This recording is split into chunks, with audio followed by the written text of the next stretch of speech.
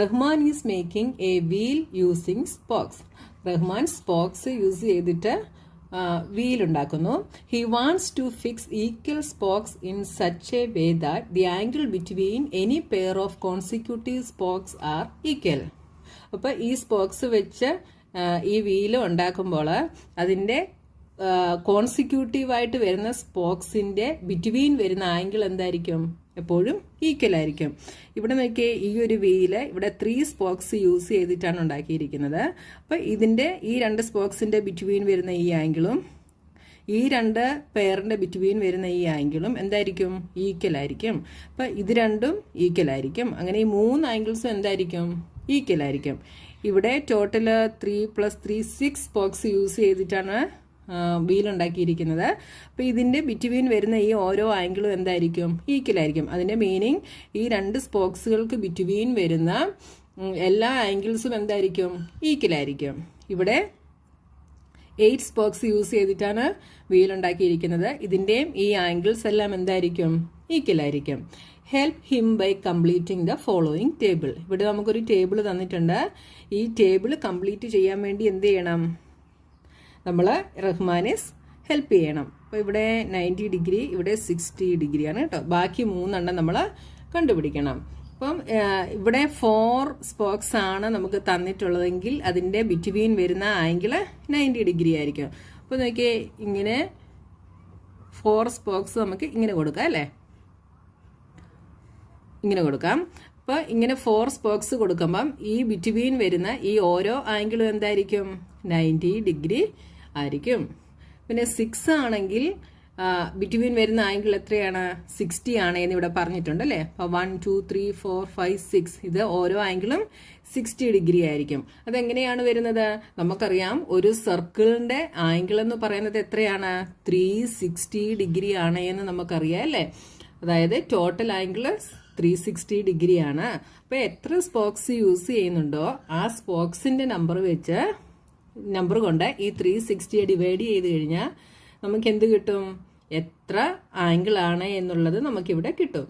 അപ്പോൾ നമ്മളിവിടെ കണ്ടുപിടിക്കാൻ പോകുന്നത് നമ്മൾ ഇൻവേഴ്സ് പ്രൊപ്പോർഷൻ യൂസ് ചെയ്തിട്ടാണ് നമ്മളിവിടെ ഇതിൻ്റെ ആൻസർ കണ്ടുപിടിക്കാനായിട്ട് പോകുന്നത് കേട്ടോ. അപ്പോൾ നോക്കിയേ, ഇതിനെ നമുക്ക് x1, x2, x3, x4, x5, this is y1, y2, y3, y4, y5 എന്ന് എടുക്കാം. അങ്ങനെ എടുക്കാതെ ചെയ്താലും കുഴപ്പമൊന്നുമില്ല കേട്ടോ. അപ്പോൾ നോക്കിയാൽ നമുക്കിവിടെ y3 ആണ് കണ്ടുപിടിക്കേണ്ടത്. അപ്പോൾ നമുക്ക് എങ്ങനെ എഴുതാം? ഇൻവേഴ്സ് പ്രൊപ്പോർഷനിൽ എങ്ങനെയാണ് relation? x1 y1 is equal to x2 y2 is equal to x3 y3 is equal to x4 y4 is equal to x5 y5 അങ്ങനെയാണല്ലേ? അപ്പോൾ നമുക്കിവിടെ കണ്ടുപിടിക്കാൻ വേണ്ടി ഒന്നെങ്കിൽ നമുക്ക് x1 y1 is equal to x3 y3 എടുക്കാം, അല്ലെങ്കിൽ x2 y2 is equal to x3 y3 എടുക്കാം. ഏതെടുത്താലും നമുക്കിവിടെ കിട്ടുന്ന ആൻസർ സെയിം തന്നെ ആയിരിക്കും. അപ്പോൾ നമുക്കിതിനെ എങ്ങനെ എടുക്കാം? x1 y1 is equal to നമുക്ക് കണ്ടുപിടിക്കേണ്ടത് y3 ആണ്. അപ്പോൾ x3 y3 ഇന്ന് എന്ത് വരും? x1 is 4 into y1 is 90 is equal to x3 is 8 into y3 ആണ് നമുക്ക് കണ്ടുപിടിക്കേണ്ടത്. ഇതിൽ നിന്ന് y3 എന്ത് വരും? y3 is equal to 4 into 90 by 8 ഇവിടെ ഡിനോമിനേറ്ററിൽ പോകും. ഇനി നമുക്ക് കട്ട് ചെയ്യാം അല്ലേ? 4ഉം 8ഉം കൂടെ കട്ട് ചെയ്താൽ ഇവിടെ 2 വരും, ഇവിടെ 1 വരും. 2ഉം 90ഉം കൂടെ കട്ട് ചെയ്താൽ ഇവിടെ 45 വരും. അപ്പോൾ y3 നമുക്ക് എന്ത് കിട്ടി? 45 ഡിഗ്രി എന്ന് കിട്ടി. അപ്പോൾ 8 സ്പോക്സ് യൂസ് ചെയ്തിട്ടാണ് നമ്മൾ വീൽ ഉണ്ടാക്കുന്നതെങ്കിൽ അതിൻ്റെ കോൺസിക്യൂട്ടീവ് സ്പോക്സിൻ്റെ ബിറ്റ്വീൻ വരുന്ന ആംഗിൾ എത്രയായിരിക്കും? 45 ഡിഗ്രി ആയിരിക്കും.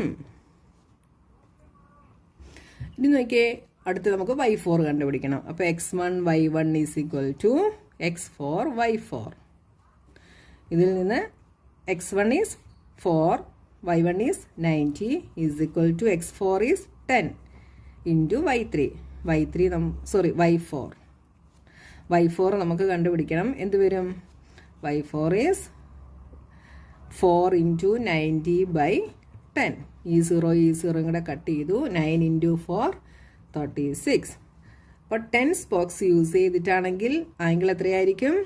36 ഡിഗ്രി ആയിരിക്കും. ഇനി നമുക്ക് y5 കണ്ടുപിടിക്കണം. അപ്പോൾ x1 y1 is equal to x5 y5. x1 is 4, y1 is 90 is equal to x5 is 12 into y5 ആണ് നമ്മൾ കണ്ടുപിടിക്കേണ്ടത്. അപ്പോൾ y5 is equal to 4 into 90 by 12. ഇവിടെ നമുക്ക് 4ഉം 12ഉം കൂടെ കട്ട് ചെയ്യുക. ഇവിടെ 3 വരും. 3യും 90യും കൂടെ കട്ട് ചെയ്താൽ 30 വരും. അപ്പോൾ എത്ര വന്നു ആംഗിൾ? 30 ഡിഗ്രി എന്ന് നമുക്ക് കിട്ടി. അപ്പോൾ നമുക്ക് ബാക്കി എല്ലാ ആംഗിൾസും നമുക്ക് കിട്ടി. ഇനി നമുക്കിവിടെ 3 ക്വസ്റ്റ്യൻസ് കൂടെ തന്നിട്ടുണ്ട്. എന്തൊക്കെയാണ്? Are the number of spokes and the angle formed between the pair of consecutive spokes in inverse proportion.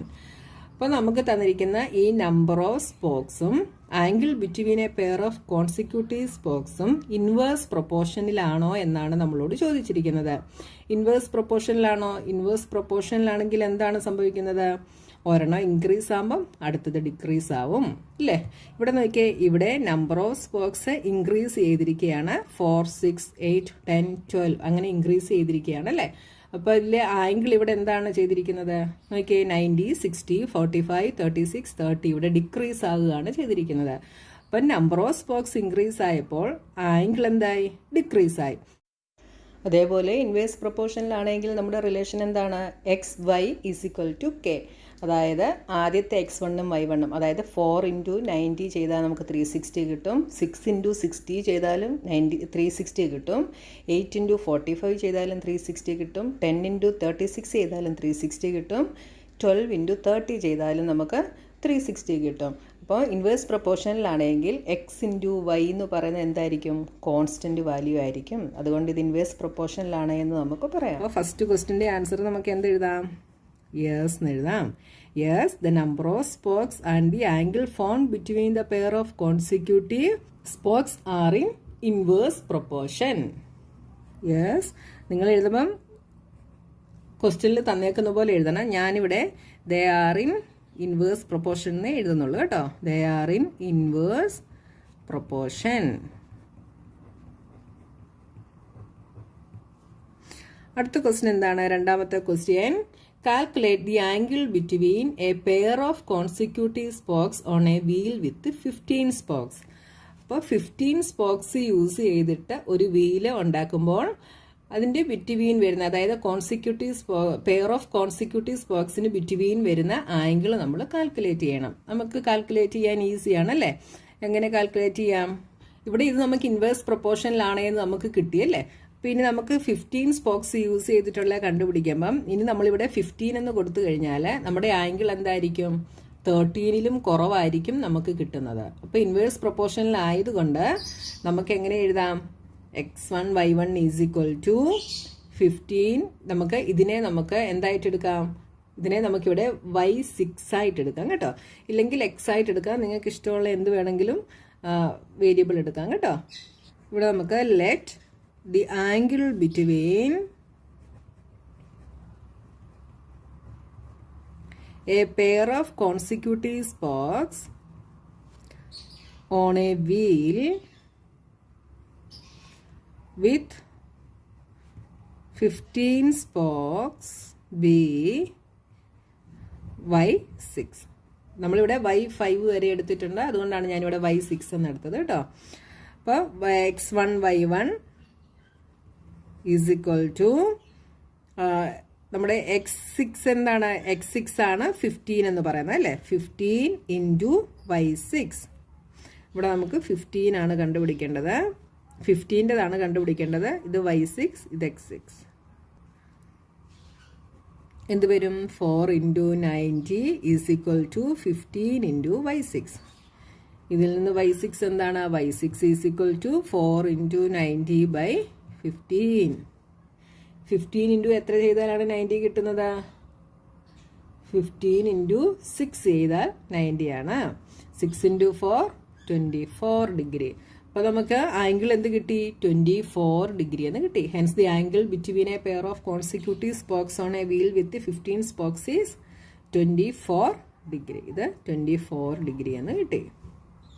ഇനി അടുത്ത ക്വസ്റ്റ്യൻ എന്താണ്? Third question, how many spokes would be needed if the angle between a pair of consecutive spokes is 40 degree? അപ്പോൾ നമുക്ക് ഈ ക്വസ്റ്റ്യനിൽ നമുക്കിവിടെ angle തന്നിട്ടുണ്ട്. എത്ര സ്പോക്സ് വേണം എന്നുള്ളത് നമ്മളിവിടെ കണ്ടുപിടിക്കണം. അപ്പോൾ നമുക്കിവിടെ തന്നിരിക്കുന്നത് എന്താണ്? നമുക്ക് y തന്നിട്ടുണ്ട്, നമ്മൾ x ആണ് കണ്ടുപിടിക്കേണ്ടത് അല്ലേ? അപ്പോൾ നമുക്കിവിടെ ആംഗിൾ നമുക്ക് 40 ആണ് തന്നിരിക്കുന്നത് അല്ലേ? അപ്പോൾ നമുക്ക് എന്ത് ചെയ്യാം? ഈ സെയിം മെത്തേഡ് തന്നെ നമുക്കിവിടെ യൂസ് ചെയ്യാം. അപ്പോൾ നോക്കിയേ, തേർഡിൻ്റെ ആൻസർ നമുക്ക് എന്ത് എഴുതാം? let x box be needed.